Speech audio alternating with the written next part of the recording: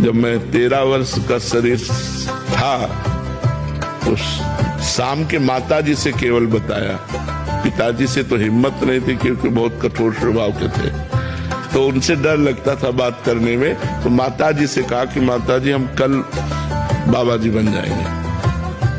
बाबा जी बन जाएंगे। उन्होंने विनोद समझा और हमारी बात बन गई, क्योंकि उन्होंने विनोद समझा। अगर सीरियस समझती तो रो देती या कुछ हमको आदेश करती, और उन्होंने विनोद समझा तो ध्यान ही नहीं दिया। भगवान ने हमारी बात बना दी। सब सो रहे थे, उठे, पिताजी को मानसिक प्रणाम किया, सैया पर थे, माताजी को प्रणाम किया, भाई बहनों को हाथ जोड़ा और एक छोटी सी गीता और एक चटाई और वो एक लोटा उतना लेकर बस वो घर से भागे। और 15 किलोमीटर चलने के बाद थक गए तो एक शंकर जी का मंदिर आता है नंदेश्वर, सरसौल ब्लॉक में नंदेश्वर महादेव, वहां जंगल में जाकर के रुके। अब जब 12 बजे भूख लगी, क्योंकि सुबह से कुछ न कुछ घर में मिल जाता था, अब सुबह तो मिला नहीं, चलते चले आए।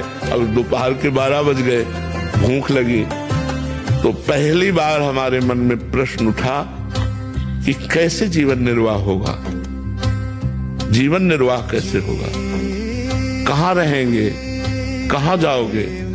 तुरंत हम कहा ये तो हमको परास्त कर देगा प्रश्न। तुरंत उनका भगवान जैसे रखेंगे, हम भूखों मर जाएंगे लेकिन घर नहीं जाएंगे, हर कष्ट सहेंगे। इतने में एक आदमी आ गया, उसने कहा बच्चा यहाँ एक सूर स्वामी रहते थे, जानते हो क्या? तो हम कहा हम यहाँ नए आए, हम जानते किसी को नहीं। तो कमंडल खोला और 1 लीटर दही होगा, मीठा दही होगा, तुम पी लो, अब हम वापस नहीं ले जाएंगे। उनके लिए लाए थे, वो है नहीं तो आप पी लो, वो संत कहीं चले गए होंगे।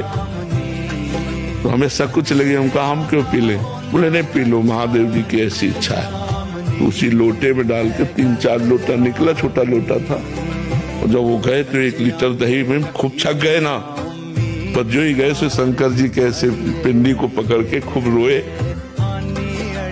कि हमें विश्वास हो गया कि हमारे जीवन का आप पार करेंगे, आप स्वीकार करेंगे। बस वो दिन याद, कभी घर नहीं याद आया, कभी घर नहीं गए, कभी परिवार से एक रोटी नहीं खाई आज तक, अपने जन्मभूमि की एक रोटी आज तक नहीं खाई जब से घर से निकले, भगवान की कृपा से।